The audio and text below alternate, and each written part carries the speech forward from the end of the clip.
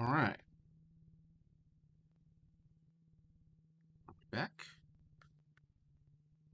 Back to doing El Thingo.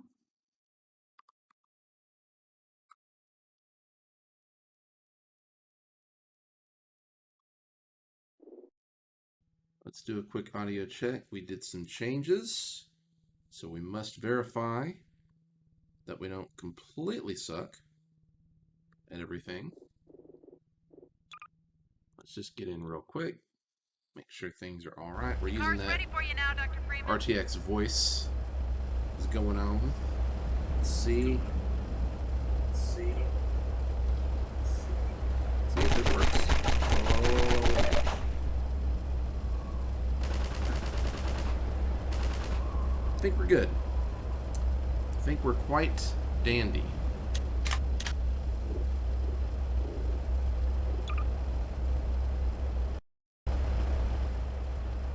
Okay.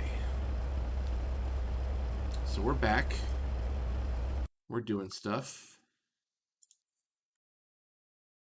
We're both going down the rabbit hole and maybe grinding ourselves a little bit. We might have been going a little too far, too hard.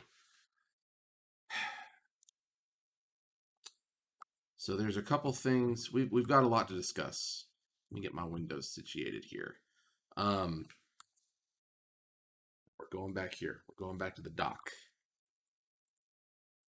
There we go. Okay.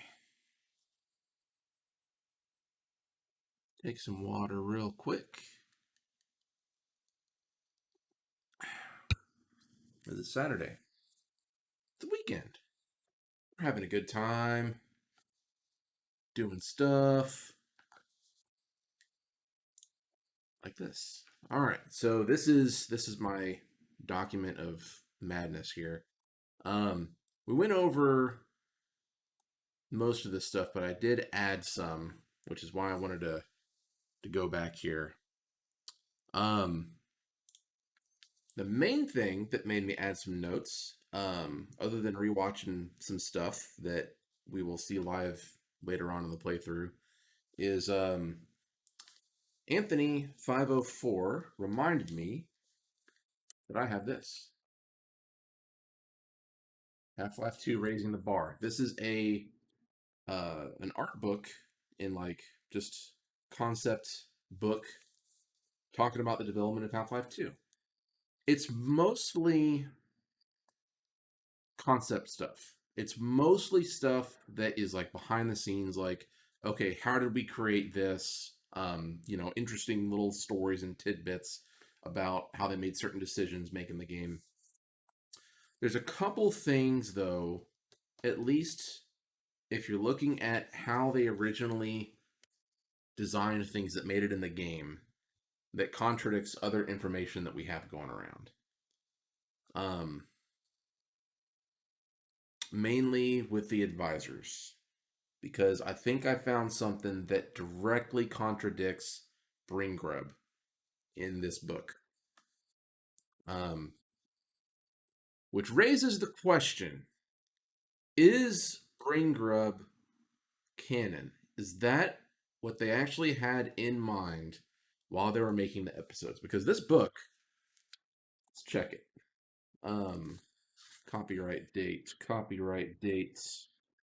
Do they have a copyright date? 2004. So yeah, this came out right around the time that Half-Life 2 actually came out. So before the concept of the episodes was in play. This has all the original concept art and ideas that they had going into just base Half-Life 2. So let's get into it. We'll go to the notes here. So where I started adding from last time was right here, I believe. Yeah. We ended with how the G-Man was able to, at the end of Half-Life Alyx, provide Alyx with the same power that the Vortigaunt's energy used to power the prison. He used that same energy to power her gloves to kill the advisor and undoing Gabe's cliffhanger. And as a reminder, it is Gabe's cliffhanger. It is all on him because he went to the team and said, "Hey, we need an important person to die. That'd be cool." So, yeah. Um, all the love for Gabe in the world, by the way. I'm not. Shit happens. I'm still upset about things, but you know what? It's not any one person's fault. So, all right, let's get to this. So these are thoughts that I started having as I was going through raising the bar there. Vortigaunt's not the only creatures from Zim. What about the grunts? So in Half-Life 1, obviously you start out fighting head crabs, then you start fighting Vortigaunts, then you start fighting those big buff dudes that also have the third arm coming out of their chest, called grunts. Do they still exist in Zen? Do they share the consciousness with the Vorts? Would they be wanting to join the resistance? And then I added a little dash note there because I kept reading. Vortigaunts are stranded on Earth and join the resistance. Did grunts not get stranded with them? So they mention in Half-Life 2 that the Vortigaunts are kind of stuck on Earth. They got stranded there after the Nihilith got killed. They're not the only race, and not seemingly the only combat and potentially intelligent race from Zen, being the grunts are a thing. So I don't know where the grunts fall into all this, if they do at all, if they just got forgotten as, they focused on the Vortigaunts for Half-Life 2. Um, but they were on Earth. They were basically fighting right alongside the Vortigaunts. I don't know if they also share that same consciousness that the Vortigaunts do. Do they have any inside to the Vortessence on their side? Are there other creatures on Zen that also have the Vortessence? That also brings up another question. I'm going to add that right here because fuck it. Um, if grunts can see through Vortessence, are they watching what is going on Earth, if not trapped with the Vorts? So if the Vorts and the Grunts all share the same consciousness, if it's not just the Vortigaunt specifically, and if it's also the Grunts, is everyone seeing what everyone else is seeing across the borders? Another correction, I guess, from last time. I missed this line as they were saying it, but I thought that they had said that they had already started making and were successfully making portals during Half-Life 2 between Earth and Zen. That's obviously not the case. They've been trying to do that. That's what that experiment inside of Eli's lab was, where they're trying to accomplish that. So the Vortigaunts are for sure not able to go back to their homeworld Zen. They're stuck on Earth, and because they were an enslaved race, they label it in Raising the Bar as the Vortigaunts being a slave race. That was the original concept of them being slaves. Um, the fact that they are trapped on Earth and have a chance to fight alongside the Resistance, I think, is really cool. They're able to transcend their original concept, basically. If you're talking about Valve, and obviously transcend their original purpose on Zen, I guess, being a slave race. Um, so just the fact that it's not just the Vortigaunts from Zen in Half-Life, and it's not just head crabs. It's not just those things. There's other creatures that came onto Earth that I think are more intelligent, and I think the grunts are a good example of that. They're not just like wildlife. They are intelligent. They had weapons. They are using tactics to try to kill Gordon in Half-Life 1. Interesting thing. They might come up later. They might not. They might have just been forgotten, which, wouldn't be surprised. All right, next up. Reminder. G-Man is not anything more than a code name. Real name is still, quote, open to speculation. So when they made Half-Life 1, they didn't give that person a name. They basically just put him in there, didn't call him anything, and just, had him play out the events in Half-Life 1. People found the name G-Man in the files inside of Half-Life 1. That's just how they labeled them internally at Valve. Labeled that model as G-Man. Um, G-Man essentially meaning government official, pretty much. Um, I think it's obvious that he's not part of like the U.S. government. Um, of course, that could go into where did I? Yeah, I had this question earlier. Soldiers came back into Black Mesa to silence. G-Man also wanted to silence soldiers related to G-Man. This game has evolved so much past Half-Life 1 as far as the story and the lore and what's all going on. I don't think that that's the case at this stage, but maybe just in Half-Life 1, maybe that was a thing where the G-Man was originally maybe aligned somewhat with the soldiers that came in to try to silence everyone. Um, I need to play through opposing force. I need to do that. That needs to happen at some point. Um, Advisors embody grub like state due to evolve. Okay, wait. What the hell did I write here? Advisors embody grub like state. Yeah. So they're in a grub like state due to evolving to a point of feebleness. So this is the main thing that I found about the advisors in raising the bar. Um, you know what? Let me find it. I want to read this exactly as they wrote it. See if I can find it without too much searching here. It wasn't that far into it. So creature designs. There's the grunts. Oh, check out this. Hold on. I actually set up like a second scene. Check out this original concept for the Nylon. Like, holy shit, does that look awesome? Like that's some creepy shit. That is not the floating baby we got in the game. They had some really cool ideas leading up to Half-Life 1. Um, but yeah, so this is all Half-Life 1 stuff. We got to get to Half-Life 2. Here it is. Anyway, this is they have a whole section on the mods, which I didn't spend a lot of time reading stuff that I knew was not canon. Like they also have a lot of story excerpts in this book um, that Mark Laidlaw wrote out to give the devs inspiration about what the general uh, concept and just general feel of everything. Um, okay, so I found the page that has the advisor little blurb on it, so I will read that here. In designing this character, we wanted to suppose that an organism not unlike humans began to depend on the technology that was originally created to improve its quality of life. Over the course of its evolution, it became grub-like, with limbs no longer able to support its own weight, eyes too feeble to see without aid, a body now incapable of movement, fully dependent on the technology that it created. It was, however, incredibly evolved in its ability to reason, invent, and dominate the minds and cultures of other beings. This design was also in part inspired by the writings of Frank Herbert.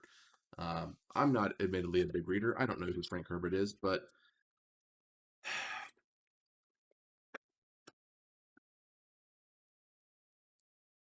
so if you know what Breengrub, I always do that, fucking Lizdexia. Um, if you know what Breengrub did to the Half-Life story, it basically expanded the lore for the advisor race. They gave him a name, Sha'ulathoi. They gave them a whole purpose. I think the biggest contradiction here is that if you're to believe what I just read, which is it's a prima produced book, but I mean that's a quote from a Half Life from a Valve employee. The original design of the advisors makes it seem like they were the master race of the Combine. Like Breengrub makes it seem like the advisors were a race that was conquered by an already existent Combine. But that, what I just read, makes me think that that's the opposite case. That the advisors are a race that probably started taking over other races for their own benefit. Um, they became so grub like they are so into their own heads. They communicate with telepathy. They don't rely on moving themselves. They are so intelligent that they create this technology to support their evolving grub like state. Um, so that's really contradictory to what Bring Grub introduces. And so the question there is, how canon at this point is Breengrub? Because Breengrub happened well after Half-Life 2 proper. It's not a situation that oh, I'm showing my wrong monitor down there. Whoops. Let's fix that. There we go. I don't think there's anything important on the screen other than just random shit. So it's entirely possible that the idea for the advisors after the original conception evolved over time, and that little blurb was retconned because, again, Breengrub happened years after. Actually, you know what? Let's go ahead and pull it up. Let's go ahead and pull that up. I've already got it pulled up here. This is Breengrub. This is the tweets that Mark Laidlaw created to try to add some lore into a series that he, I don't want to say he created. I don't know if he's the co-creator at the very least. I mean, he's not the only writer at Valve at the time, but I don't know. Correct me if I'm wrong. Let me know. Um, so the very first tweet from this account was May 31st, 2012. So that is was that 8 years after this? Half-Life 2 was in 2005. So 7 years afterwards. 7 years after Half-Life 2 came out is when this stuff started. And let me remind myself. I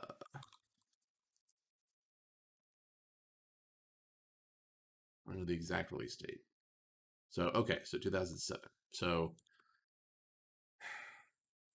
this is 5 years after episode 2 that he started doing this. So when he started doing this, this was obviously with everything up to episode 2 encompassing with it. You just imagine Mark Laidlaw sitting there like, I've got all these cool ideas, but they just can't come up with the actual game part of it. And they can't get that project going through. Half-Life Alyx was the 6th Half-Life project attempt at Valve since episode 2. So my main question is when Mark Laidlaw started doing this, was he just doing this on his own? Was this something that was like approved of by people at Valve, like other people at Valve? Was this something that he talked about with other employees about, some of those canceled projects? Maybe this would have tied directly into some of those. Maybe this would have tied into Borealis, the last project that they were working on, that after that was canceled, Mark Laidlaw left Valve.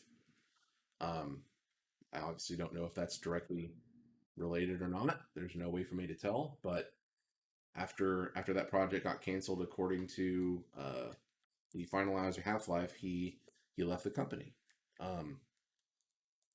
He just,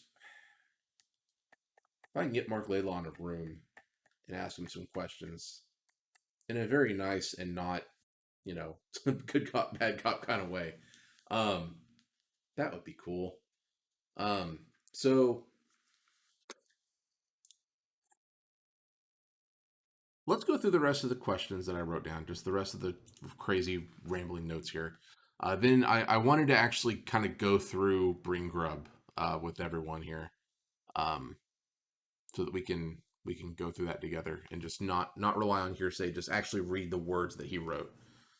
Always good to go to the source.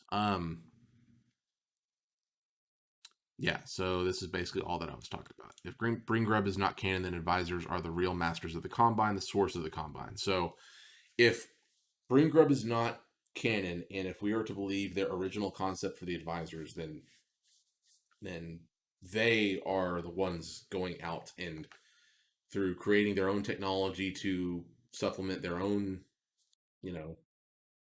larval state, just about, which that's interesting too, because that book makes it sound like they evolved into the blob-like states that they're in, that we see in the games. Kind of like Wally, the people in Wally that are ridden in wheelchairs and just to rely on technology. It's like that, where they evolved to that state. But In Breengrub, as we'll eventually read here, they that's their starting point. That's where they begin development. That's their larval state that they later on hatch into whatever form they choose. So, yeah. All right. Let's keep going with this, and then we'll go through the tweets. Um, okay, so this is talking about some concepts for the actual combine themselves. Um, the combine is successful because of its lack of specialization. Combine weaponizes species for their strengths. Humanity is the latest species to be exploited for its negative traits. Guards and soldiers possibly maintain some level of humanity, but only the negative traits that lead them to be oppressive guards/soldiers. In my addendum, somewhat explained/confirmed, Metro cops purposely have a swagger in their walk and were designed to have a more bullying personality. If they were altered by Combine, then they may have kept those human traits as they were effective. This is really interesting, especially in the year 2021 that we're in.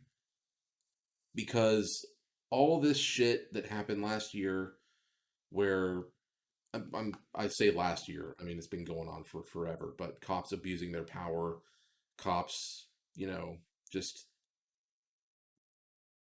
doing a whole bunch of bad shit to people that they're supposed to protect and serve. Um, Obviously, they have bad traits. Humans are very complex beings that have multiple facets to themselves. Like I'm not only a Half-Life obsessed person, I also like Monster Hunter. Um, People are complex and they have many different aspects of themselves. Some traits come out more than others. Some traits affect others more so than others. So, whenever the Combine got their hands on humans, they probably saw that negative trait as they were experimenting with them and kept that in the final form that they put them in. Um, they they have different types of Combine soldiers. Well, Combine soldiers, um, Metro cops are the ones that you see walking around City 17 with the white masks and the stun guns. The first ones that you see. Soldiers are the ones that are carrying the heavy artillery. And they have the darker mask, a little bit bigger padding. Um, so it's possible that for each human that they found, they put them in the role that their negative traits could have been amplified towards best. I think that's really interesting. I had no idea about that concept of possibly using the bad parts of a person as you're tearing them down and building them back up to what you want them to be. It's possible that they assessed each person and kept some of the bad traits, like a swagger as you're walking down oppressing people. I had not thought about that, and when they were starting to describe their designs for the Combine soldiers, they mentioned some of that, and I thought that was really interesting. So, um, next up, Borealis originally designed for OG Half-Life 2, but fell by the wayside. Did they know that what the Borealis tech was back then before the episodes? And if so, does it line up with Epistle 3? I don't remember exactly where it is in here, but they mention in a book from 2004 a boat that was not mentioned until episode 2. Let me see if I can find it. If I can find it, I will read that here. I don't think there's like a whole section on it. I think that might have been just everything about it. Um, let's see here. Combine Assassins, which uh, eventually evolved into Combine Elite. Yeah, there's some weird soldier shit.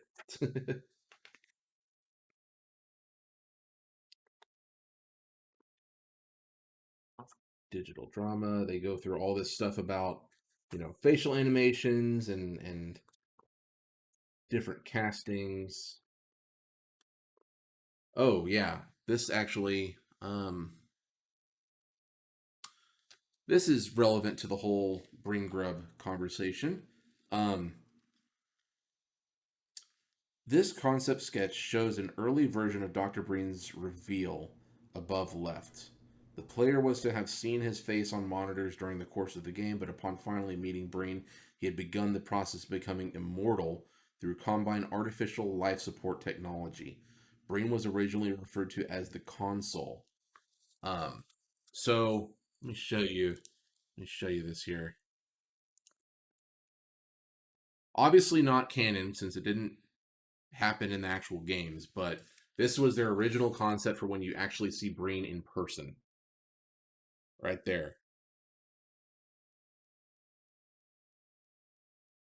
So in one of Breen's opening speeches that we heard before, trying to justify the repression field where people can't reproduce, he talks about this. The whole reason why he's justifying it, the whole reason why he thinks it can be justified, is that immortality for the first time in humanity is at reach. It's in our grasp.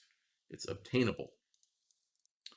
So that right there tells me that they were thinking about going way harder on the whole concept of the combine making humans immortal through technology specifically. So again, if Breengrub is true, that might not be the case because if Breen was to be just transformed by himself through technology to be immortal, then there's no way that he would have been transported into an actual advisor body. Um, so yeah, there's incongruities with a lot of this stuff. But again, it all goes back to whether Breengrub is canon. If that is canon, if that is something that as they make future Half-Life games that they are looking at and taking into account, then that informs a hell of a lot going forward. But if they aren't, then they could either use that partially, they could take bits and pieces of it, they could take bits and pieces of their original concepts.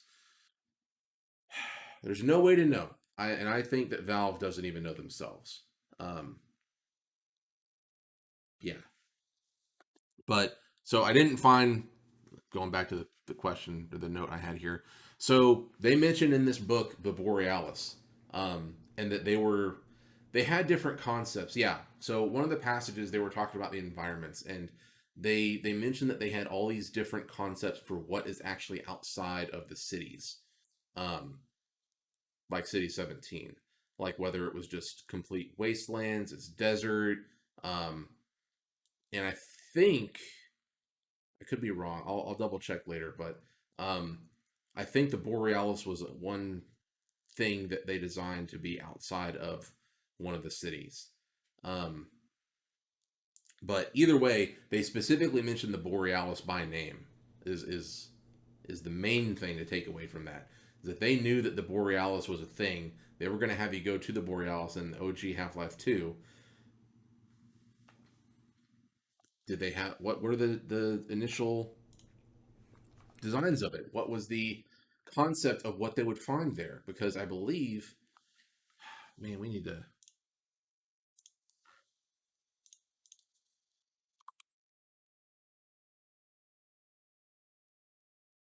Let's pull it up. Let's just go.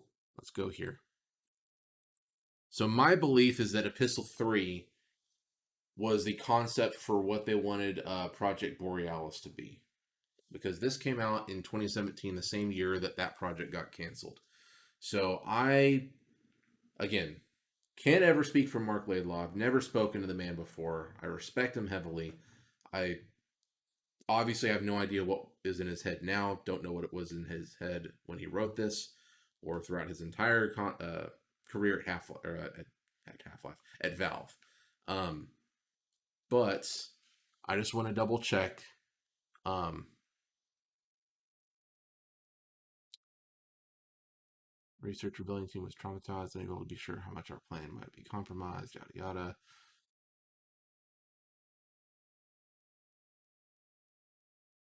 So that's his code name for Borealis. That's his code name for the Combine. I'm basically just trying to find what the technology is on that boat. Um, so aircraft destroyed. This is actually pretty reminiscent of one of the letters that they that Mark Laidlaw put out to the dev team for inspiration. That's interesting.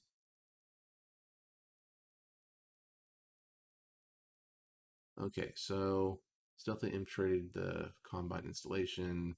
So Combine had already gotten to it when they got there. Yeah, so Borealis phasing in and out of existence at the focus of the Combine devices. They had erected their compound to study and seize the ship whenever it materialized. So Dr. Moss is Mossman. Provided were not coordinates for where the sub was located, but instead for where it was predicted to arrive.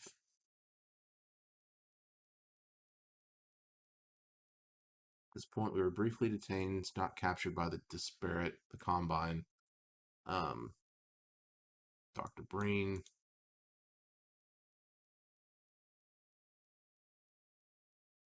Oh, interesting. They mentioned Breengrub here as well. At some point, the Combine had saved out an earlier version of Dr. Breen's consciousness, and upon his physical demise, they had imprinted the backup personality into a biological blank, resembling an enormous slug. The Breen slug. The Breengrub. It's all coming together. I didn't realize this was so tied into that. Despite occupying a position of relative power in the Combine hierarchy, seemed nervous and frightening of me in particular. So, I should have read this earlier. Shit. Okay. So now I'm starting to lean more towards Bring Grub was they were trying to make it canon.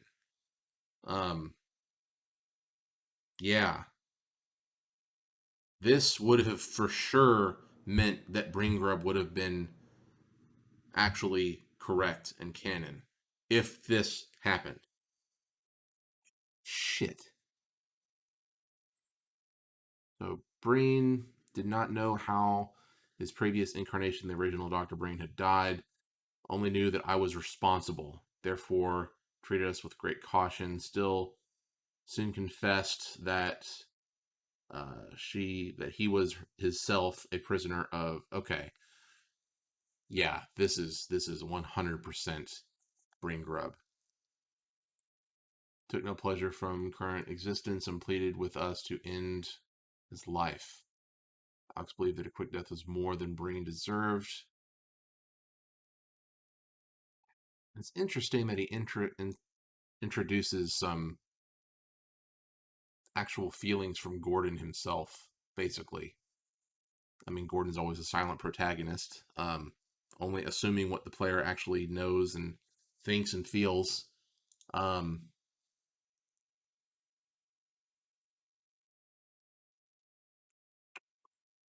so they mentioned the Borealis going in and out of existence, basically. Um,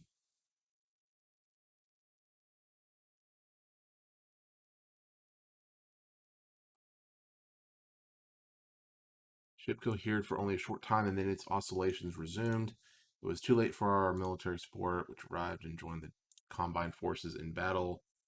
Yeah, this is one of the letters that he put out in OG Half-Life 2. He had all this shit in his head as they were making Half-Life 2, I think. Man, he had this whole concept and this whole story planned out from the beginning, it sounds like.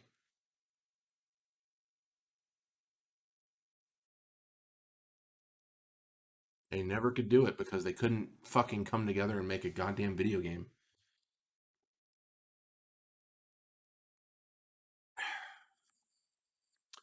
What happened next? Harder to explain. Alex Mossman, myself, control the ship, its power source, its control room.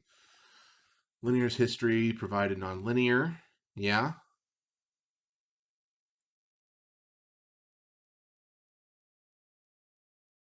Wait. Years before, during the Combine invasion, various members of an earlier science team working in the hull of a dry docked linear liner situated at the Tossin? Toxin? Toshin Island Research Base in Lake Huron had assembled what they call the bootstrap device. If it worked as intended, it would emit a field large enough to surround the ship. This field would then itself travel instantaneously to any chosen destination without having to cover the intervening space. There was no need for entry or exit portals or any other devices. It was entirely self-contained. Unfortunately, the device has never been tested, as the Combine pushed Earth into the 9-hour Armageddon, 7-hour war. The aliens seized control of our most important research facilities. The staff of the Borealis, with no other wish than to keep the ship out of Combine hands, acted in desperation. They switched on the field and flung the Borealis toward the most distant destination they could target, Antarctica. What they did not realize was that the bootstrap device traveled in time as well as space. Nor was it limited to one time or one location. So yeah, this is what I'm pretty sure I remembered being like the big takeaway from Epistle 3. Apparently I missed all this other stuff. Is that the tech on Borealis that the Combine is after is time travel stuff.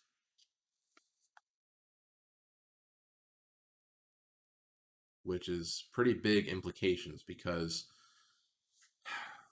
to kind of pause here for a second, one of the main things that I've noticed, at least with the ending of Half-Life Alyx, is that the G-Man is supposedly able to travel through time.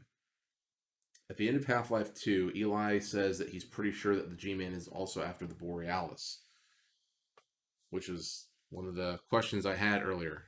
Where did I write that down at?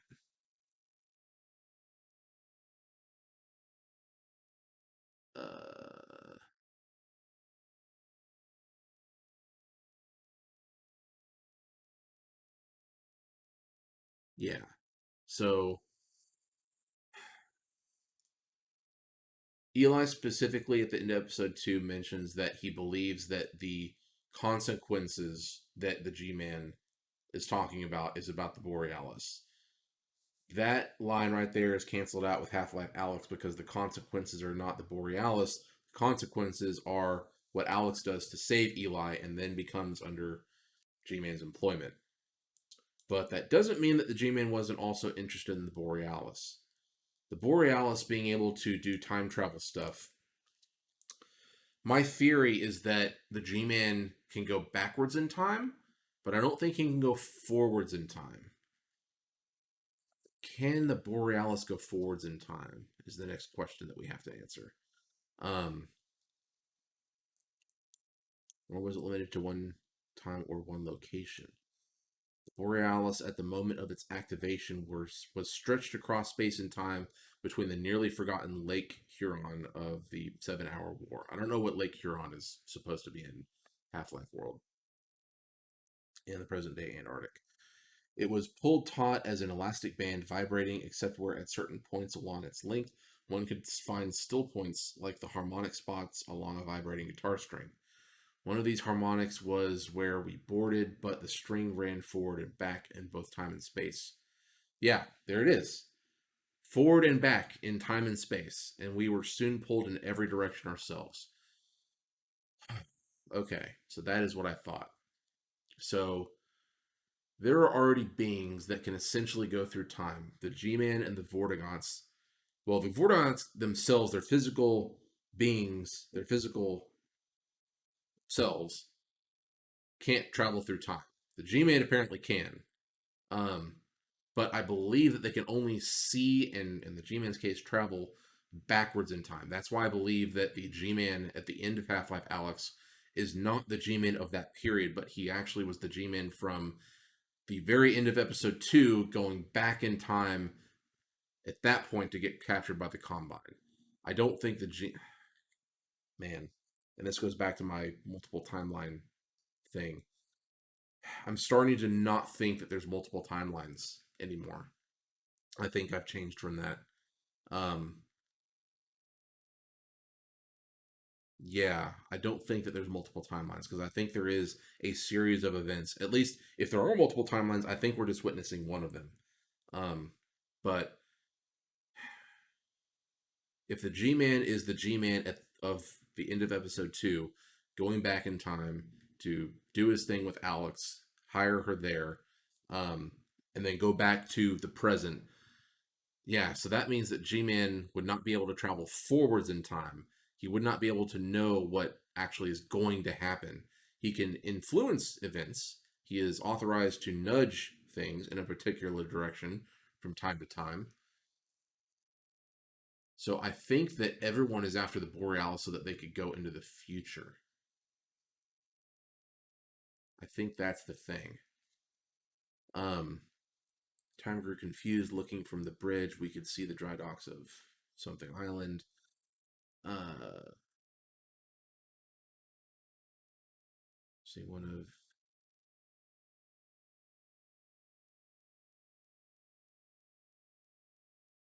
Should we destroy it? That's what Eli wanted.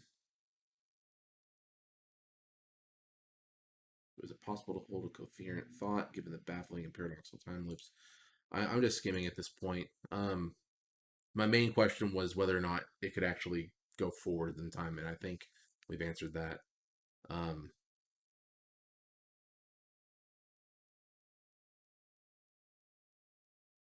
I'm just seeing if there's anything of note anymore.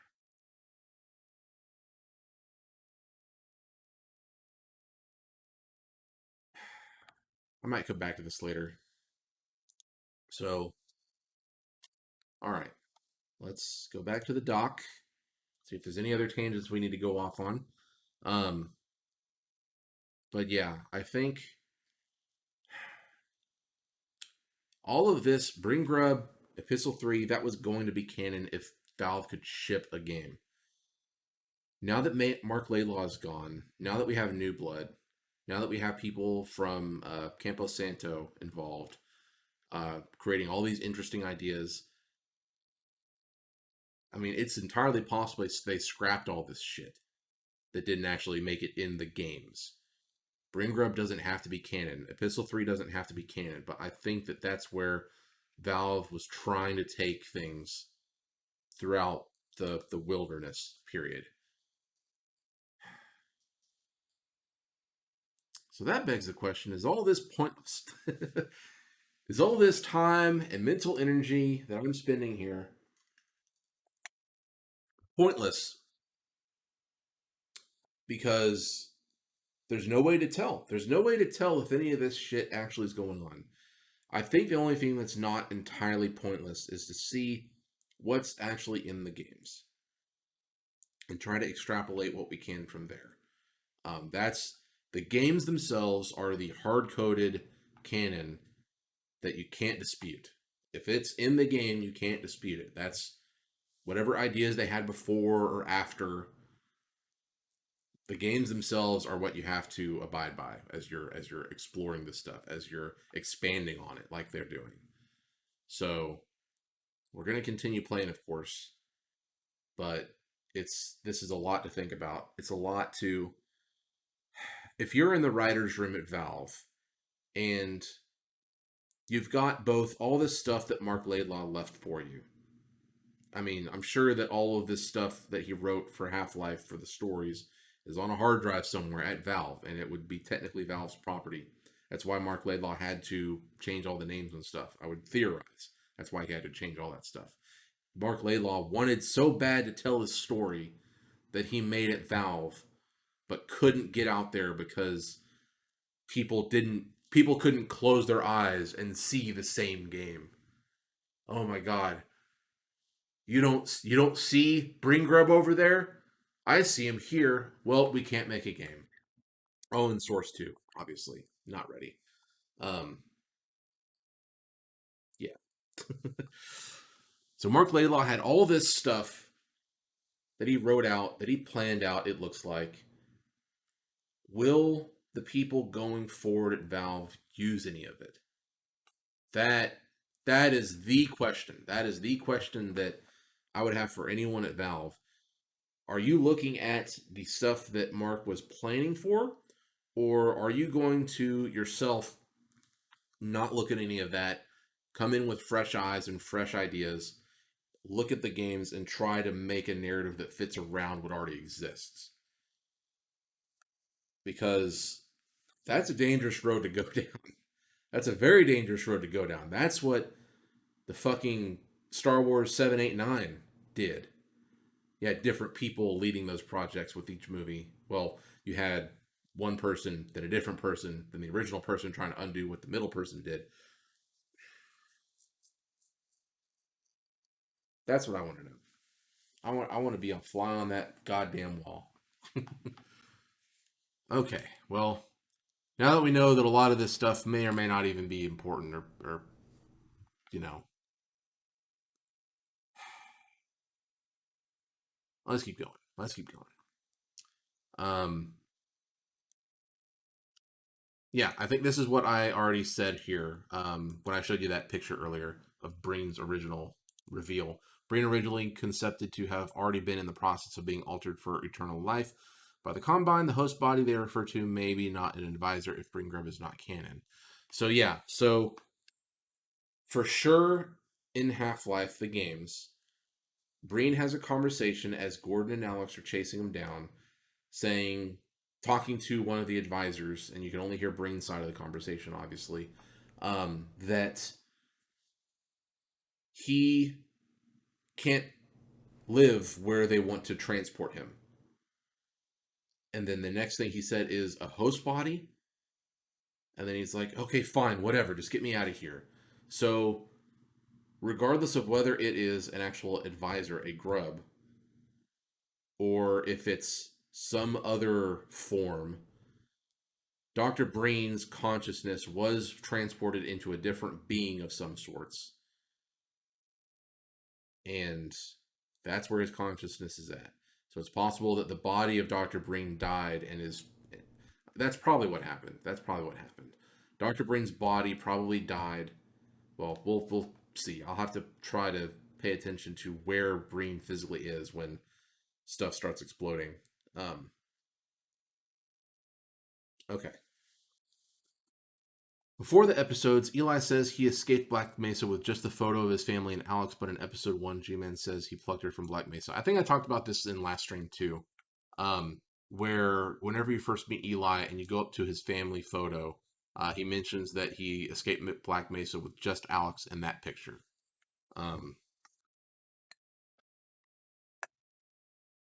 think someone commented on my, or yeah, someone mentioned that the G-Man could have put him in a position to be rescued, which is for sure, I think, the case. Those things are not mutually exclusive, where G-Man plucks Alex from Black Mesa and Eli is the one physically carrying her out of Black Mesa. It absolutely could be the case that Alex was put in a position by G-Man to be able to be saved by Eli, because obviously Eli's wife was not in that same position. Local teleportation done by slingshotting. Thanks for putting that extra space in there. I would like to make a word that does not exist. Thank you. Through Zen. So this was something that Mossman was talking about in the elevator ride down to Eli's lab. Is that they have local teleportation technology that the Combine does not have yet, and that the way they make that work is by using Zen, by slingshot. Man, that introduces another question. God damn it. Okay. If they do local teleportation through Zen, then why can't the Vortigaunts go back home? Vortigaunts stuck on Earth, fighting with the Resistance.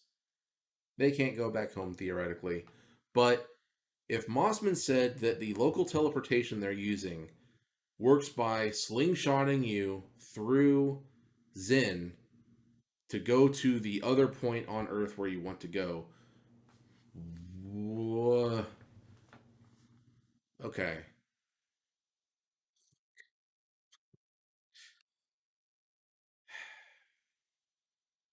I need to replay through that, or at least rewatch all that.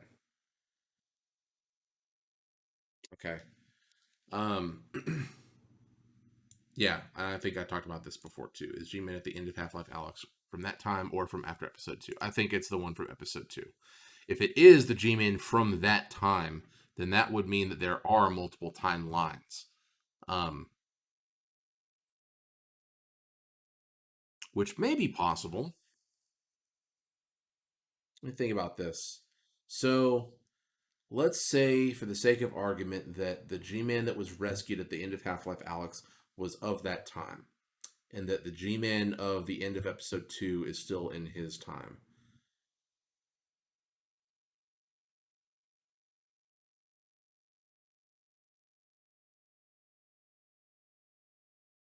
My brain's hurting. um, because that would mean that there would be multiple G-Mans that can travel through their own periods of time, or maybe not. I don't know. Okay. Trying to think of how much brain power and how much time I want to spend on thinking about this. Okay. Okay. I was going to go through Breengrub, but I think the questions of whether or not. Well, you know what? No. I think it is worth going through. I think it is worth going through. Um, at this point, this shit may not be canon. That's obvious. But Jonah Hill trending. Um, it gives us some interesting ideas that we could probably go back to the original games through episode 2 and point out where they're trying to make things go in this direction. But whether or not the new writers at Valve take that mantle and run with it, or if they just go their whole own way, is yet to be seen. Probably for another goddamn 13 years. Okay, so this is Breengrub. This is the tweet series that Mark Laidlaw created, 2012. Um, and yeah, so this is in the perspective of Dr. Breen having been transported into an advisor body, um, which in Epistle 3, as we just saw, they mentioned that is uh, that they purposely put him into a host body of some sort of renown or power that they were nervous about. Um, okay. So this is him kind of getting his transmissions going, the random things you should know. Things you should know. Yes. Slow going and no telling how long until they notice seem to be secure channel though for now. So this when I first started like skimming through this the other day again, um, I was surprised that since he was working with the Combine and they put him in an advisor body, that he would have to kind of go unnoticed. Um, I mean, obviously he's trying to tell this to the Resistance, so the fact that he would be doing this at all is fairly surprising. But he's doing this without the Combine noticing. I will do what I can while I can because without information there can be no revolution. The nature of information is unclear. First to master text. So this is just him trying to calibrate being able to actually type in a cohesive manner. And he obviously wants a revolution. Quiet, someone may have noticed. I go away from time to time. There is not always malevolent purpose to it. Often, however, there is. I can never be sure if I am monitored. Let me see if I can do this with more composure now. Panic is of no use to us, nor is haste. The message must not be garbled. Information is the only hope we have. Information that feeds revolution. Without hope, without information, there can be no revolution. I love that quote, man. I love that. Just as a concept, a revolution can't just be a mindless revolution. Like a blind, we need change. You have to have information feeding that revolution. You have to have a clear idea in your mind and a cohesive movement for the revolution. I think I subscribe to that. To call it inside information is to misconstrue the meaning of both information and inside. There's no inside. There are only instances. This is the nature of information. What I convey, therefore, is not from inside of anything. Is it anything?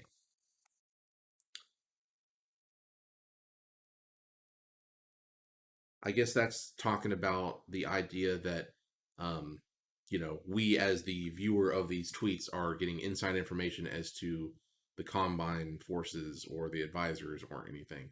And he's just saying it's not really inside information. It's just information, dude. You will need this information if you are to succeed. I cannot use it. I am beyond useless. If I can be of use, that is enough. Oh, that hurts to read now. Come on, Mark, you're not useless.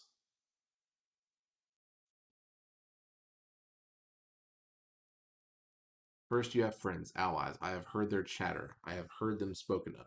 This should give you hope. So that, I believe, is talking about the advisors that, as he'll explain later, go into a deep sleep.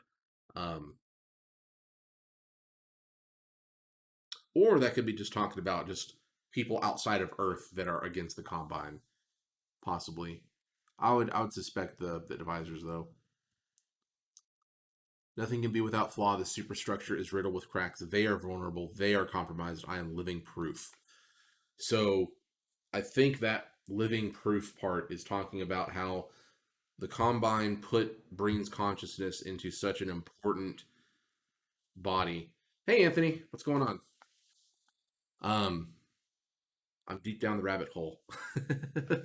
I'm already at almost an hour of just talking at the screen. I haven't even played the game yet. So, if you want to hear my rambling thoughts, it'll be in the VOD and I'll put it on YouTube later. But right now, I'm going through the Breengrub tweets um, to see what they say instead of just talking about them. I think thought it would be worth actually going through them specifically.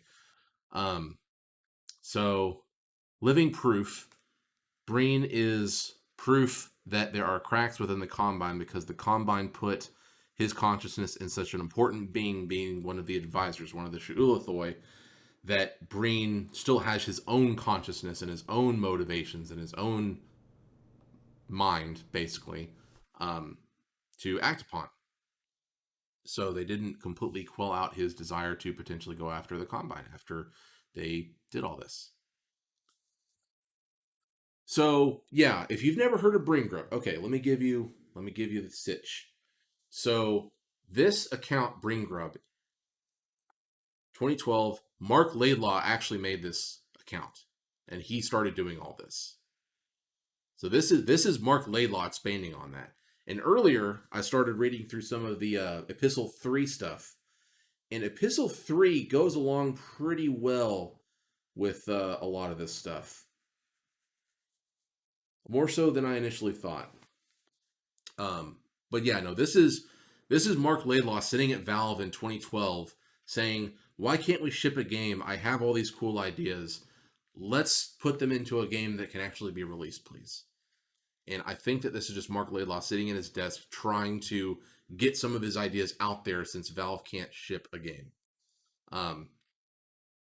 In general, this account is trying to expand on the lore and the ideas of the Combine rate of not the Combine, the advisors specifically. Um, and earlier, because you had pointed out the other day that I had this, I read through some of that, and what they had as the original concept of the advisors goes pretty well against what Mark Laidlaw eventually came up with. I won't spend too much time going over all of that, but yeah, needless to say, the original concept and what Mark and whatever writers were possibly at Valve at the time came up with after all the episodes and what they wanted to do going forward with the story is vastly different than their original concepts. So this is all Breen getting in contact with us. let's see, where did we go? Yeah, I am living proof. So that again is Breen talking about him having his own mind and own motivations in such an important being one of the advisor bodies. Monitoring situations, so far they appear unaware of my communications. How much can I safely say? Forgive me if I do not use certain words. I can use the name Sheulathoi because they do not recognize that term. So that's interesting. So this is the first time that we see the word Sheulathoi for the race that the advisors are, is in a tweet. The Combine does not recognize that term. So that's interesting for a few reasons. The advisors are obviously, at least some of the advisors, are under Combine control.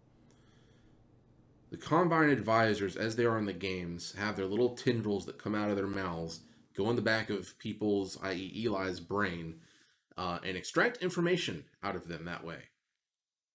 So, whatever information that is going through that process, therefore into the advisors, I would imagine to be relayed to the Combine. Maybe the Combine haven't been able to fully take over these advisors and that they're basically just controlling.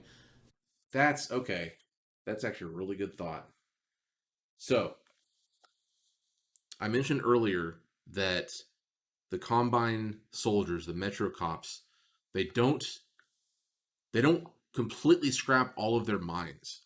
What they mentioned in that book, at least for the original concepts, they go after the negative traits in people. They mentioned that the Metro cops have a swagger they were designed to have as they're walking, and their negative traits are amplified. So I don't think they completely wipe out everything that's inside of the minds of who they take over.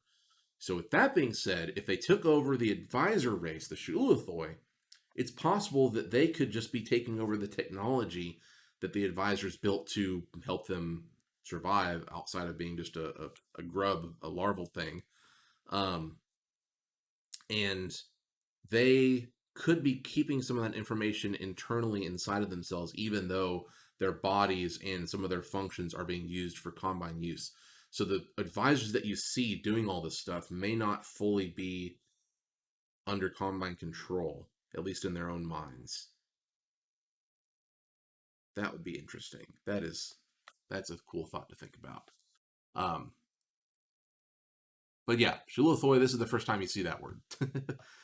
The Vortigons have developed a language which defies their comprehension. This has come to seem like the purpose of most language.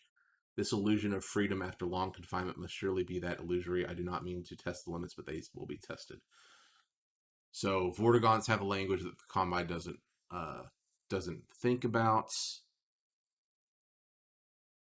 Heard a theory about that advisor in the barn you and Alex find that almost gets Gordon's brain. That is the advisor Breen got turned into. And he looks at Gordon because of their history. He's mad at him and surprised to see him there. So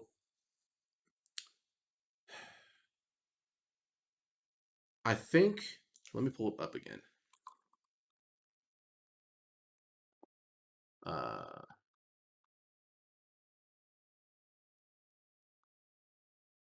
my God, I can't spell. There was a thing in here. So I think episode 2 was written to have both Epistle 3 and Breengrub kind of tied into it. I do think that's the case. Where was that mentioned in here?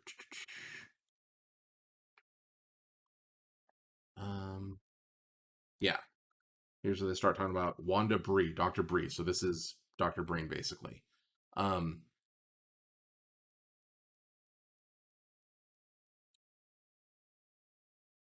so apparently he was going to have everyone meet Dr. Breen as the advisor at some point. At some point, the Combine have saved out an earlier version of his consciousness, and upon his physical demise, they had imprinted the backup personality into a biological blank, resembling an enormous slug.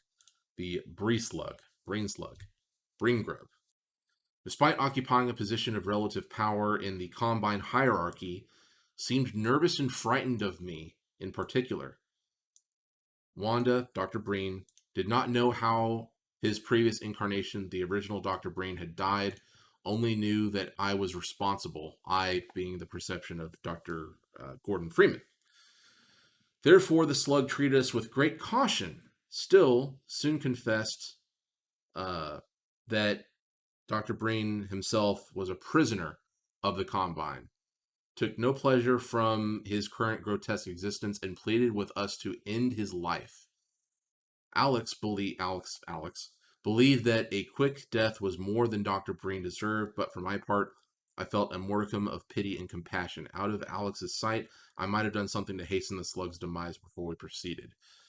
So I think if this is to be believed, that advisor that you actually get grabbed by at the end of episode 2, I don't think that's the same one.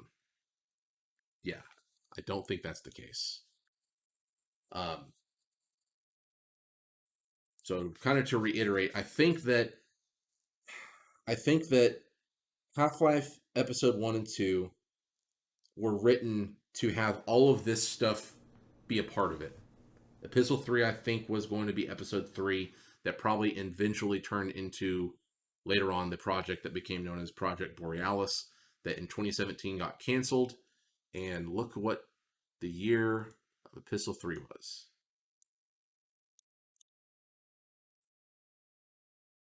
So I can just see it in my head. Again, I can't say for sure. I don't know anyone at Valve. I haven't talked to anyone at Valve, but I just imagine that Mark Laidlaw had this story in his head this entire time, ever since Half-Life 2 proper in 2005 when that came out. They mention in this book the Borealis. They don't mention that in the game until episode 2. So that, at least to some degree, tells me that he had a plan for everything that's going on in Half-Life with the story. At least starting with Half-Life 2, obviously. They just couldn't have actually be pushed into a Valve video game because video games are hard. So, illusion of freedom after long confinement must surely be that illusory. Do not mean to test the limits, but they will be tested. So that's talking about what I just read. Is he feels like a prisoner in that Combine Advisor body at this point. It might be that I'm entirely alone with my thoughts, heard by none. How ironic that only their notice will confirm that I'm real.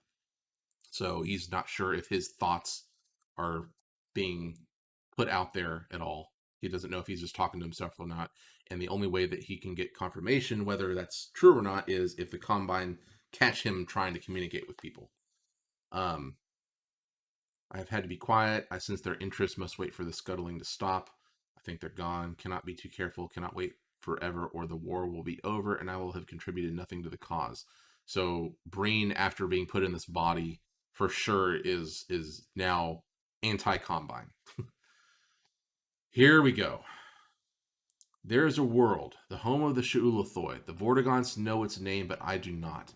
I do not know if it is a world that can be found. So that's interesting. The Vortigaunts knew of the advisor race before they became advisors, is what that sounds like to me. I am not supposed to know of its existence. They would like to enforce the belief that it is merely a myth, a prelapsarian fantasy, but no. So they, of course, probably being the Combine. So that, maybe they're trying to reprogram the advisors that they take over. But the advisor race, their minds are too powerful to be written over by what the Combine are trying to do. Maybe that's the case. Is it real? I had access at one point to communications, to records, to proof, and now I have access to nothing except whatever this is. A scuttling, a scrabbing. I fear I've said too much. If they come close, sensing activity, I will have to seek silence again. Oh yeah, there's some gaps here. June 1st. Okay, so this is where he stopped for a while. June 1st, 2012. I think they're gone 2013. That's cool. Yeah, and this is spread out. Well, this is a day. A couple days later, it begins with this vehicle which contains me vehicle being a wretched term for something that carries me nowhere, this host body. They come from everywhere and anywhere, but the host bodies have a specific origin, a world whose origin is hidden, perhaps lost. So they, being the Combine, come from everywhere and anywhere. So I guess they're trying to get at there's no origin race of the Combine at this point. It's, I guess, kind of like the Borg in that. A lot of Borg with the Combine. Um, like there's no like original Borg that we know about, at least that I know about. I'm not too big in Star Trek story stuff, but I just like the Next Generation a lot. But I haven't gone to this level with that. Um, so yeah, so that was another thought I had earlier. Is that if Breengrub and if Epistle 3 and all this extra stuff is not canon, and if we just have writings from stuff like this from the actual devs, then they say in this book that advisors are they evolved to their blobule state. They say that they evolved to a point where they rely on technology like Wally, the people in the fucking uh, wheelchairs and whatnot. They rely on technology to survive. Um, so that if that book is to be believed just on its own, that tells me that the advisor race, whatever they would be called in that case, evolved to their current form, as opposed to what Breengrub is saying, and we'll get to it later on, is that the forms we're seeing of the advisors are their larval state, and they can hatch into something else. Um, so completely different concepts depending on what you subscribe to. From what I understand of its properties, it is likely to be found in a globular cluster, extreme erratic seasons with lethal properties. Um, so that's talking about the Combine. Found in a globular cluster, extreme erratic seasons with lethal properties. So Combine has seasons of when they are most violent. Interesting. Imagine the life likely to arise under such conditions. Ages of intense radiation giving way to brief days of lull. This is speculation.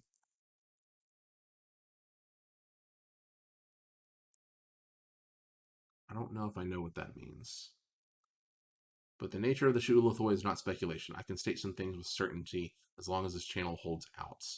The host bodies, the grubs, are a larval stage. Right fucking there. I'm going to read this again. I'm reading it again. God damn it.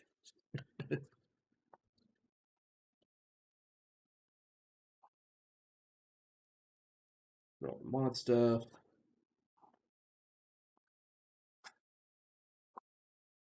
Where is it? There's a lot. I know you were talking about the other day about stalkers. Definitely get this book, by the way. It is for sure worth it.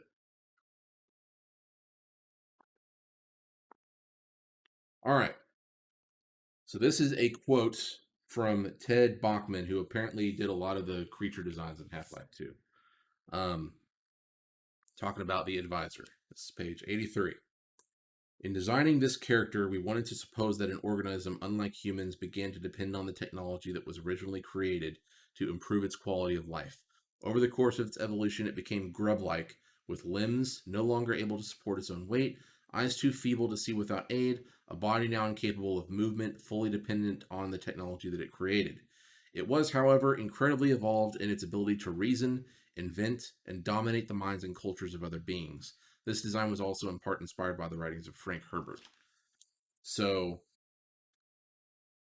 direct contradictions in the original concept for advisors, how they designed them, what their intention was, versus Mark Laidlaw's ideas of an entire race that is not the source of the Combine, is not the Combine master race, but is another victim of theirs and exploited.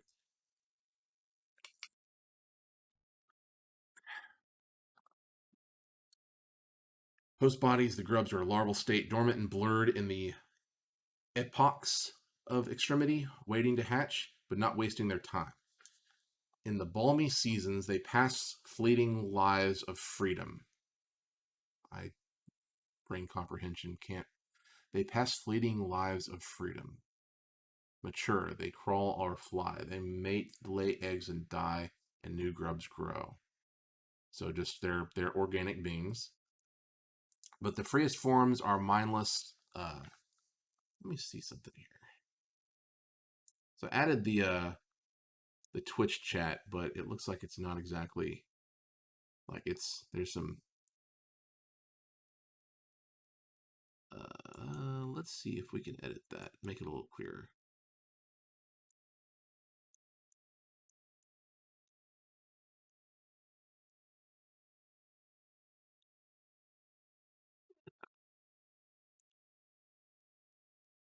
That'll work. Yeah, I figure if I'm going to be putting this on YouTube, then having a one-sided conversation is usually not not the best thing. So, and I very much appreciate you putting out theories and stuff for sure. It's fun to talk about this stuff outside of your own head. um, in the balmy seasons, they pass fleeting lives of freedom. Okay, so this is talking about the advisor race, the Shutuluthoi. Mature, they crawl or fly, they mate, lay eggs, and die. New grubs grow, but in the freest forms are mindless, rapacious, bent only on reproduction. It isn't. Oh, this okay. This is talking about the combine. Bent on reproduction. It is in the dormant form they thrive. No, this is the advisors. This is the fucking advisors. What are they talking about? The advisors are bent only on reproduction?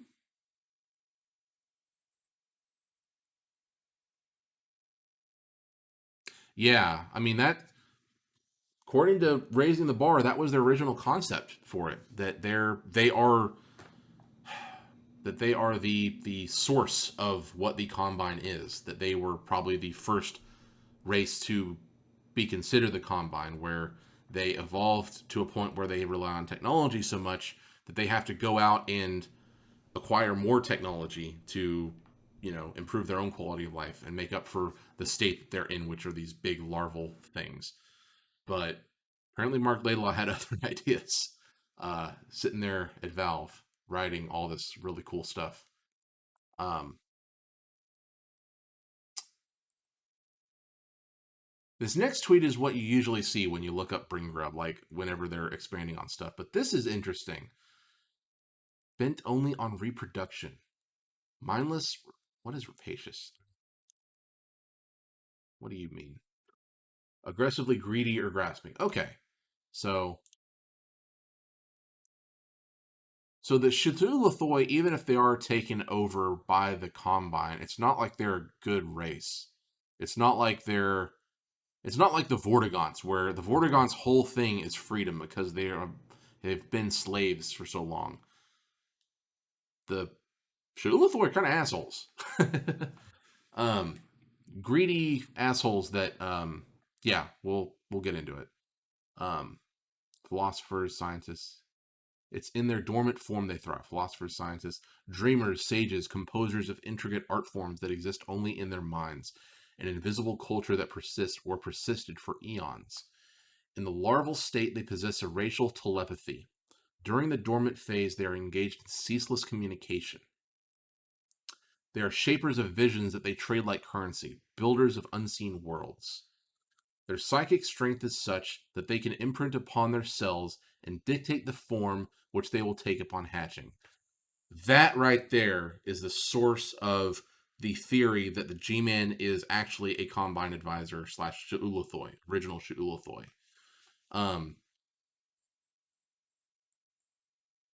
The fact that the advisor that is Shutuluthoi is in this larval state, dreaming up all these ideas, in constant communication with the other Shutuluthoi, trading their ideas like currency, building all these worlds and everything and ideas in their minds.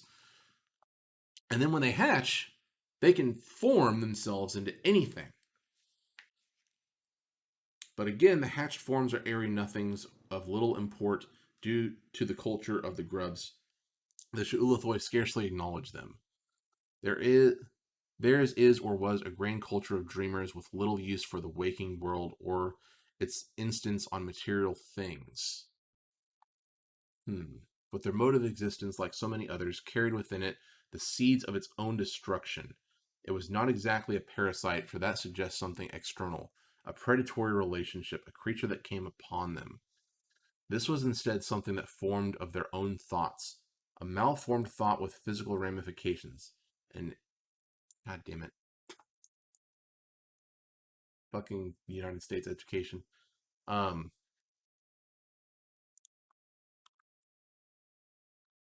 what do you mean? Process which, among some of the lower forms of life, precedes reproduction by budding, fission, spore, blah, blah, blah, blah. Okay. Beyond me, basically. um, okay. Let me refresh my memory. See, mode of existence, creature that came upon them. This was instead something that formed of their own thoughts. There was something viral about it, mainly in the matter of its transmission. Initially innocuous, it quickly spread. The whole race of sleeping philosophers was soon infected. There was a winnowing. So this is talking about how the Combine got into and essentially, I guess, eventually took over the Sha'ulathoi. They started communicating with them just about. A predatory relationship. Um,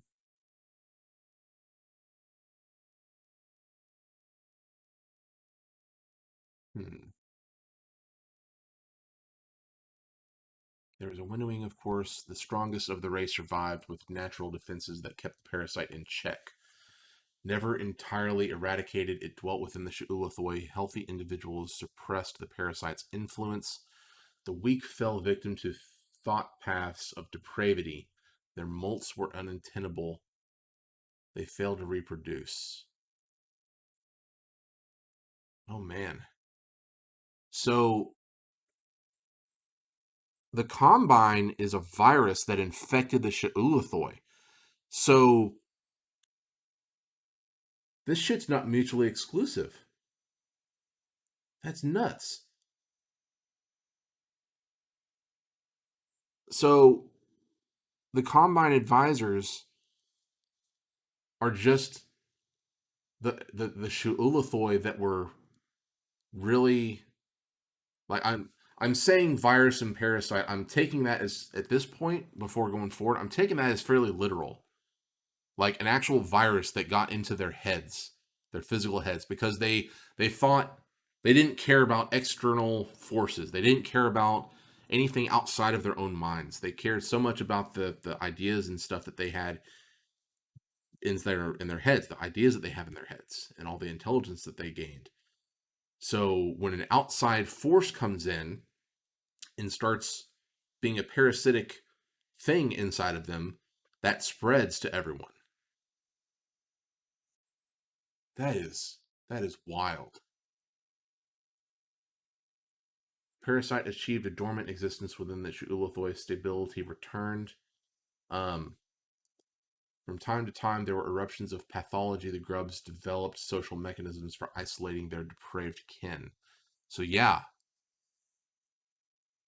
severed from telepathic contact, the malign resonances could not spread beyond the individual. It died in solitude.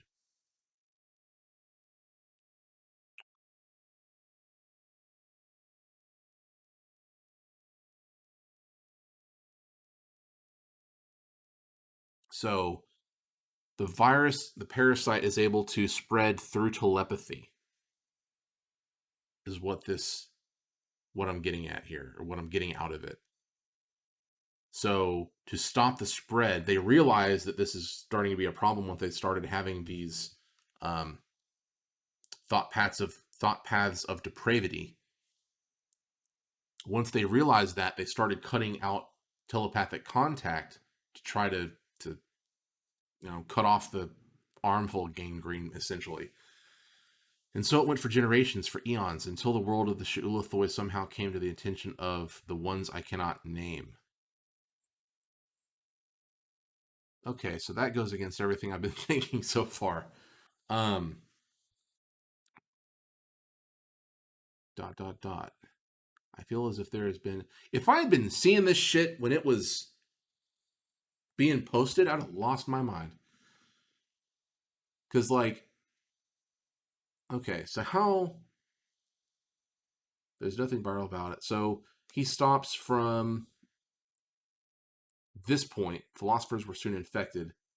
And then he starts going off uh, several days later. And then he stops here. And he goes again here. I feel as if there has been a transition with no sensory input to prove this to myself one way or another. I'm only guessing. I may have been moved physically or decanted to another host. But why?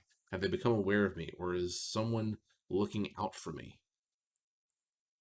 So Breen's consciousness got transferred from, well, he doesn't even know. Something happened where he was moved, either his physical body or his consciousness. At any rate, I sense a discontinuity. I'm not sure I can ever make sense of it. An interruption.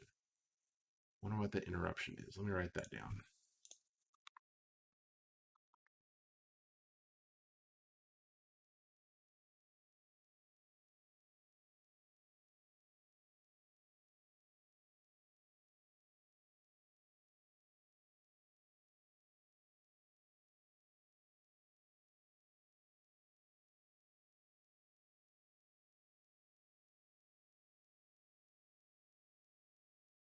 Okay.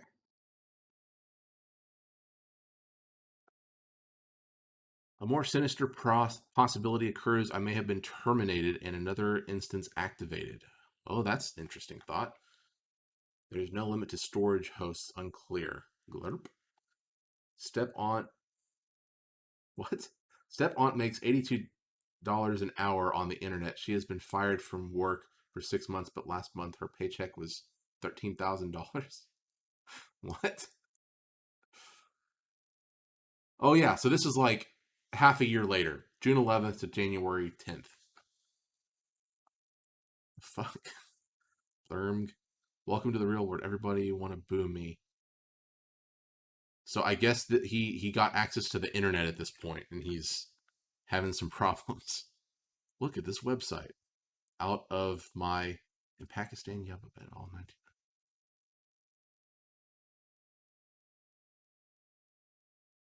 If I've been waiting half a year for more posts from this Twitter account and I get this, I'd be kind of interesting. No sense to say feels different, but somehow review have been reviewing not new knowledge. Some I know is known to me now, not known then, not known now. Which one am I? I've seen a repository each time it is reduced by one move to a safe place, a new safe place, fewer every time.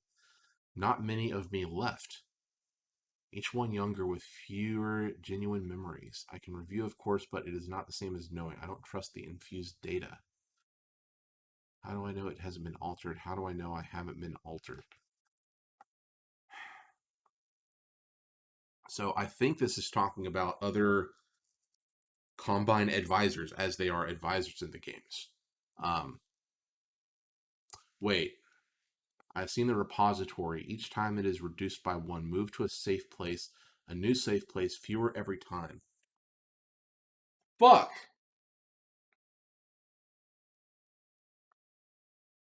I know you said, Anthony, that you hadn't played Half-Life Alyx.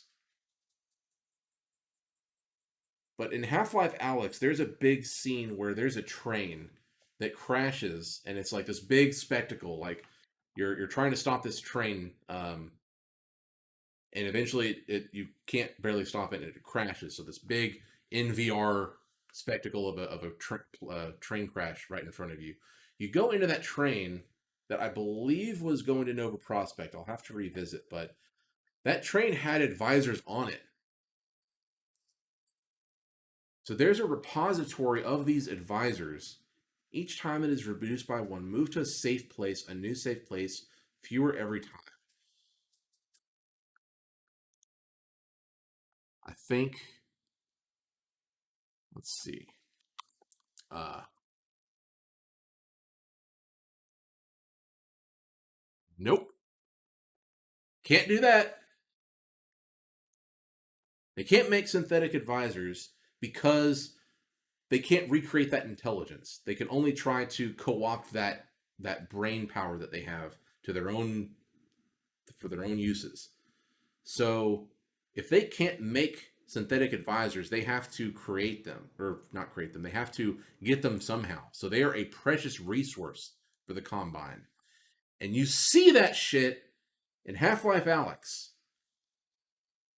I had this whole rant earlier about whether or not all of the stuff that I'm looking at here, whether all of Mark Laidlaw's ideas after episode 2 or throughout his tenure at Valve, whether any of that stuff was actually going to be affecting future games, whether it was um, just something on a hard drive that he wrote before he left, and that new people have come in and are bringing their own ideas and their own storylines, looking at the games and creating their own narrative around what is already there in the games themselves. I could be reading too much into this, but the new writers at Valve may be using some of this. Yeah, I mean, it's possible. But yeah. Yeah, we for sure see them in pods in episode 1. Um, so I think this, though, is saying that, we saw them in episode 1, but there's multiple places and they keep moving the advisors around. Um, they keep moving them from place to place. So they weren't always at that particular citadel. Like there's multiple cities. Like at the beginning of Half-Life 2, the citizens are talking about, the different cities, and Dr. Breen himself actually goes to multiple different cities, to visit. His home base is in City 17, of course. So the Combine are constantly moving the advisors around because there's limited number of them. And the new ones are wait, hold on. Yeah. Each one younger with fewer genuine memories. I can review, of course, but it is not the same as knowing I don't trust the infused data. So younger and younger advisors are being introduced into the flock, essentially.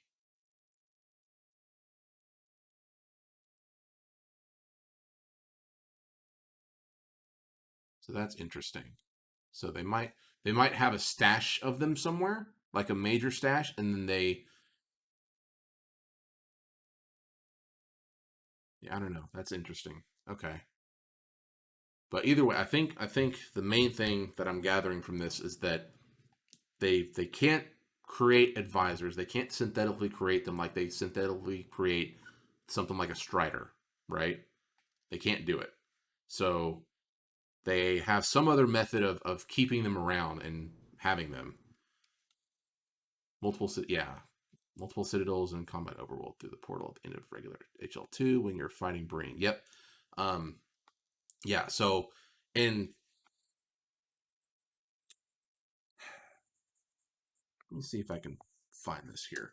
So, again, original concept stuff for Half-Life 2, right? So this did not make it in the game. Originally, when when Gordon got to the lab with Eli, whenever he first meets up with them, the original plan was to have like a scene where he's going through a slideshow. Eli's going through a slideshow with Gordon, talking about the the happenings. What's happened? Why are there all these weird soldier dudes? What the hell are they? What happened in between Half-Life 1 and 2? There was a scene that they had originally planned where they go through a slideshow and basically tell you all that stuff. Um, seeing if I can find it here. Maybe I can't find it. I'll just summarize it. But I always like reading the stuff directly if I can, so that I don't misspeak. Yeah, here we go. All right. Um,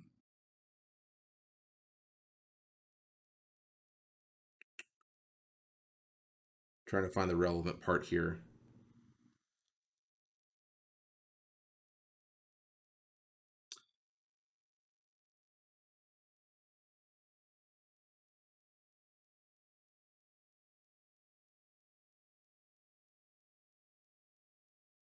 Um,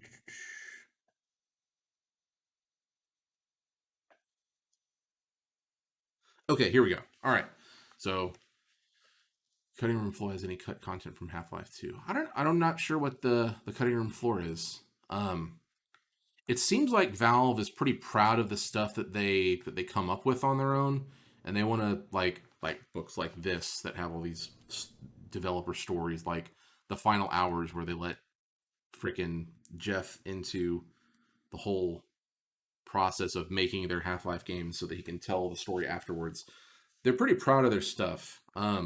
So I don't know if there's any news stories outside of that, but yeah, I'll have to look at what the cutting room floor is later.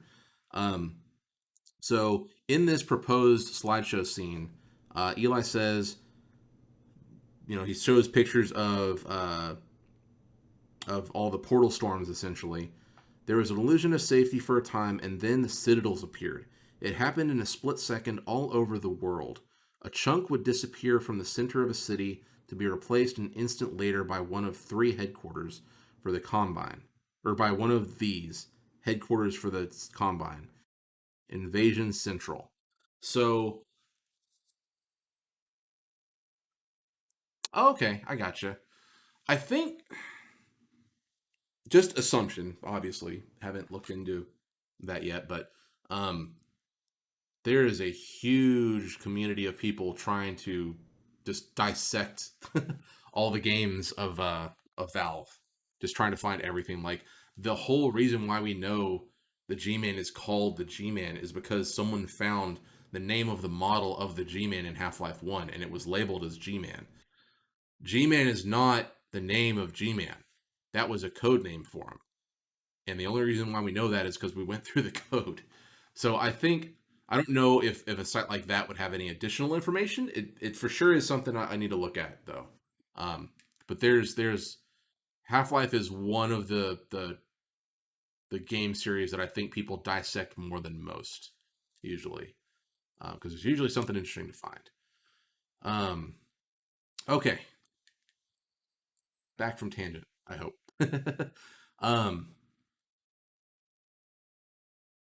So at this point, Dr. Breen, in his grub state, doesn't know if he's being altered at this point. Whoever is shifting me, helping me lead ahead, I sense distress, futility, what's left of me, an increasingly degenerated copy, earlier versions without the wisdom of the older ones. Ooh, that's an interesting thought.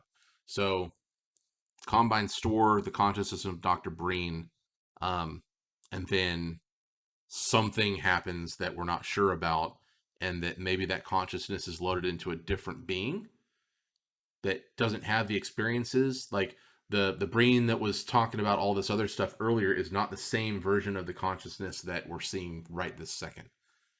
So that could be possible.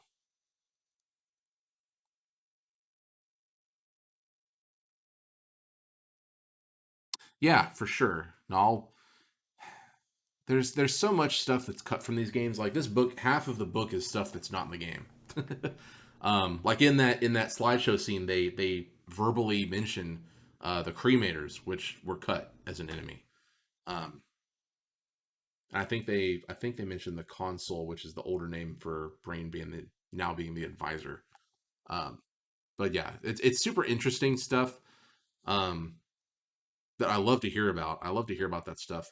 My main goal, just right this moment, though, is to look for stuff that could lead towards answering questions about the Half Life story proper, like as it's actually happening. That's my goal at least. But I'm not. I totally want to look at all that stuff though. Um, I feel I'm getting farther and farther away from myself. Standalone bear without any army. Make of me what you will. The most important stuff I think for Bring Grub is we've already went through the Shuluthoy stuff, but I'm gonna still keep going through this. Why do they keep me around? Creature that grows both more youthful and more senile at the same time. Must consider delve. Wait, grows both more youthful and more senile at the same time. And let's just talk about his consciousness. Um, I was about to go on a whole thing about the advisors, the new Shuluthoy that are being brought into the fold being younger than previous ones, and he's growing more youthful. So maybe they put him in one of those younger advisor bodies, possibly. What that older version meant to say, thoughts I can only imagine how I meant to complete, yet in this younger form I feel, yeah, so that's probably what happened. I feel a greater optimism. Ah, youth. Even if I am but moments younger, those moments shall sustain me. Quickly then, one thought fleets to next, the gaps only barely discernible, things I have forgotten in this rush of suspected selves. It must always come back to them. They came upon this here we go, getting back into it. They came upon this paradise of philosophers, this unbodied, malleable, invisible empire where only thought had power, but such power. And in its isolation, such vulnerability. They were a perfect target, those perfect hosts. With an unerring eye for weakness, they pursued not the host, but the parasite. This is what they are after all. Okay. So the virus, the parasite, is not the Combine, but the Combine saw that these essentially defenseless larval looking dudes, these Sha'uluthoi, were being taken over by this parasite, and they were able to manipulate the parasite that got them into the advisors. That was a huge question I had: is if the Sha'uluthoi, if the advisors are so intelligent, how would they have been co-opted by the Combine unless they were the original race? This answers that directly, I think. Latching on, Lampier-like, to the worlds, sucking them dry, saving only the bits that strengthened them for future feedings. They weaponized the parasites, which were not physical entities, recall, but patterns of thoughts. Okay, so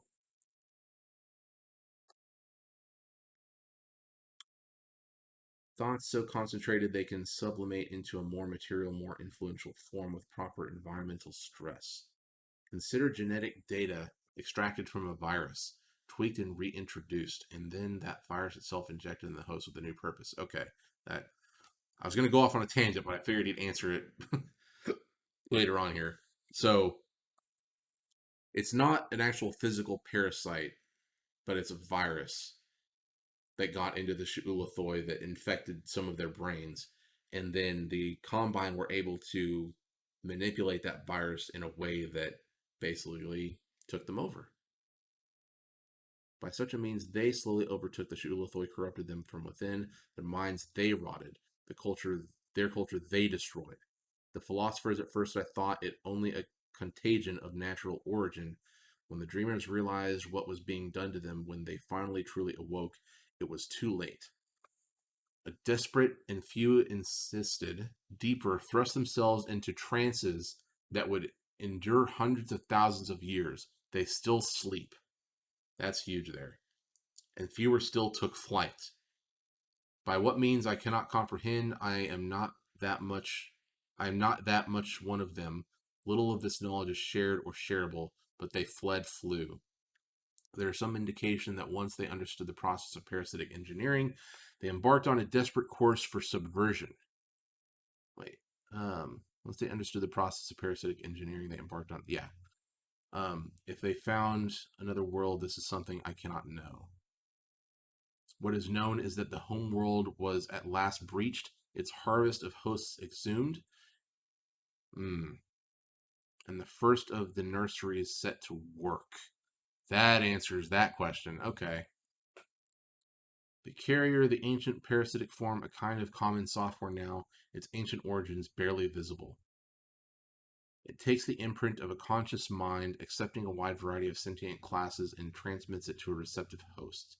The host may then take on a form based to some extent on the inhabiting mentality, but this is rare. Okay, before I get too far, let me go back here. So when the Sha'ulathoi realized that that virus that had infected some of their minds was starting to be manipulated in a way that the Combine could take them over, they started doing what they could to stop that process. It's self-preservation on their part. So thrust themselves into trances that would endure hundreds of thousands of years, they still sleep. So this is part of the theory that G-Man is an advisor and that his employers are those Sha'ulathoi that are still in deep sleep that he's trying to save. That's where that comes in. Still not sure if I subscribe to that theory anymore, but that's where this this is where that comes from. Um, and others took flight. So yeah, so they realized what was going on. The Combine was maliciously trying to use this parasite that had been dormant for so long, and they tried to get away. They found a world. The Combine found that world, or no, the home world was at last breached. So the ones that flew off, we still don't know where they are. But the Combine breached their home world.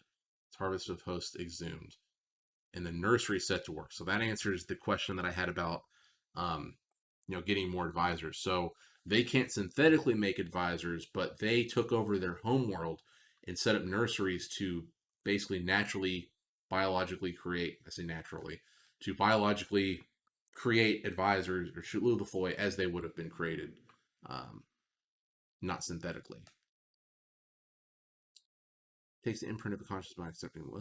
Read that. Most may then take on a form based to some extent on the inhabiting mentality, but this is rare.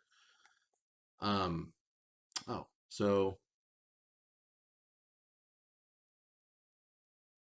yeah, so it's rare for whoever this virus gets into to have the mind of the actual virus. But I guess the ones that do, since it's not impossible but rare, those ones were the Ulithoi that were getting those negative thoughts earlier. More commonly, metamorphosis is suppressed. The hosts are equipped with amplifying devices for locomotion for investigation. So this is saying that all the mechanical attachments that you see in the advisors in the games, like the little arms and the eye thing, um, they're equipped with that by the Combine, so that they can actually go around and do stuff. More commonly still, they simply wait in storage, like in a train in Half-Life Alyx. The finest minds are stored and then imprinted, replicated over and over on an endless supply of hosts. Okay. So they've already established that they have the power to copy consciousness from one being to another. So that's super interesting. So they do the same thing with the Sha'ulathoi. So they have all these advisors that they grow in this nursery, and the ones that evolve that grow to have the most optimal minds for their purposes, they take that consciousness and then put that into host bodies, and just that's wild. Laszlo is here somewhere.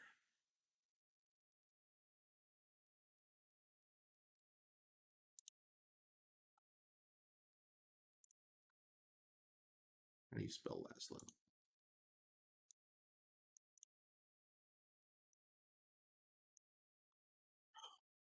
It's in fucking Overwatch. Laszlo. Fucking format painter, that shit.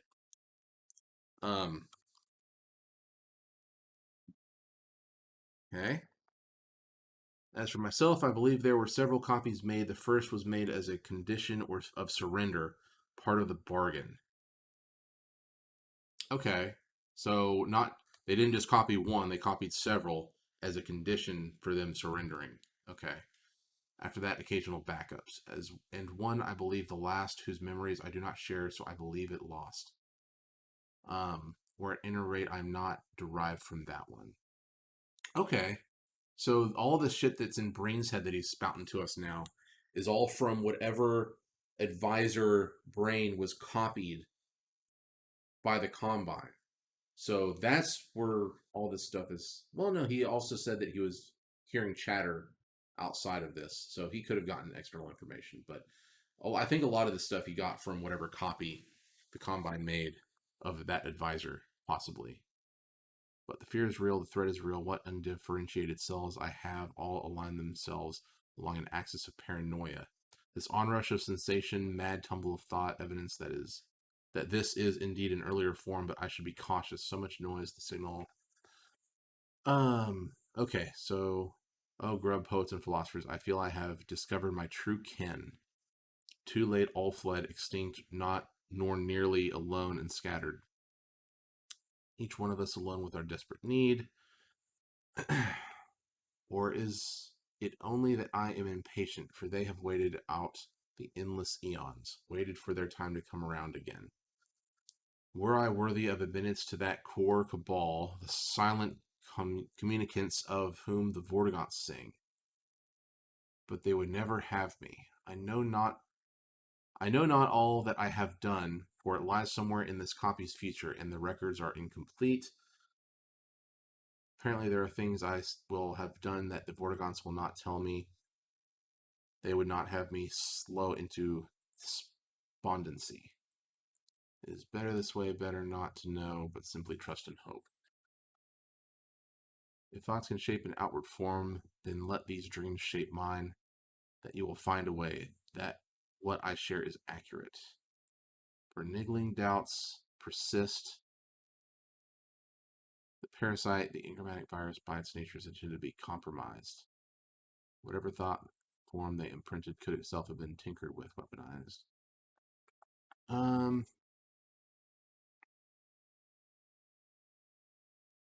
So he's just talking about his existential crisis, basically, I think, in all this. Even these Vortigaunts, what if they are of the other sort, allied with them, and merely feigning revolutionary thoughts? Yeah, he's questioning everything now. Yeah, doubt once begins goes to the roots, deeper than slumbering philosophers. One day they will wake. I pray to meet them. Perhaps to be acquainted with my own truth. The Ulathoi have strange punishments, but have I not already suffered enough? I'm getting bad at reading at this point. Forgetting something critical, I fear. Gaps between my lives. Find essential knowledge. Vortigaunts are singing, so he can hear the Vortigaunts. It is a kind of hush. Silence the oppressor. Was there a gap here? No, this is all stream of consciousness. Silence is the oppressor. I speak to hear myself speak. I cannot bear the loneliness. So still prisoned. They want me to be still, but I cannot. I have had enough of stillness. Why should I flee again? Why should I fear? What do I really know? Yeah, I think we're just about to the end, maybe. These thoughts could be mere madness, speculation. I will not be silenced, so what if they find me here? At least it would be something. I don't care if they hear me. Do you hear? I don't care. I will not be muffled. Don't move me again, no more shifting from dark to dark. Oh, hell. Hello, Finns. All right. Yeah, okay. I think I remember this. Hello, friends. Greetings, and welcome to a perfectly secure channel. I'm honored to be your host for this extraordinary opportunity to share a little bit about yourself. Although it may seem as if I cannot hear you, let me reassure you that you are being heard. Feel free to share your hopes, your fears, your dreams among trustworthy, like-minded individuals such as myself. Share your aspirations and your ideals. Most of all, please share your specific location. We would like to hear all about your plans, and not only your own, but the plans of your cocoon. That's an ad that I blocked. Your coworkers, friends, consultants, allies, and enablers, where possible, please supply their specific locations as well. Of course, it is not necessary that you share this information openly and in a spirit of transhumanity. It is enough if you merely lurk. You'll stay and read a while. So obviously, this is Combine communicating through Breen because they figured this shit out. Figured out he was communicating. So stay and read a while that we might come to know your whereabouts. Silence will be interpreted for intentionality. You'll be glad you came. Welcome back. Signal interrupt. Is Half-Life 3 out? Oh my god. Oh hell. That's a quote for the ages. Oh no. And that's where it ends. Started May 2012, ended 2014. So that is Breengrub, which ties very well into Epistle 3. Okay. I am going to grab a quick drink of water, and then we have an actual video game to play. All right, I'll be right back.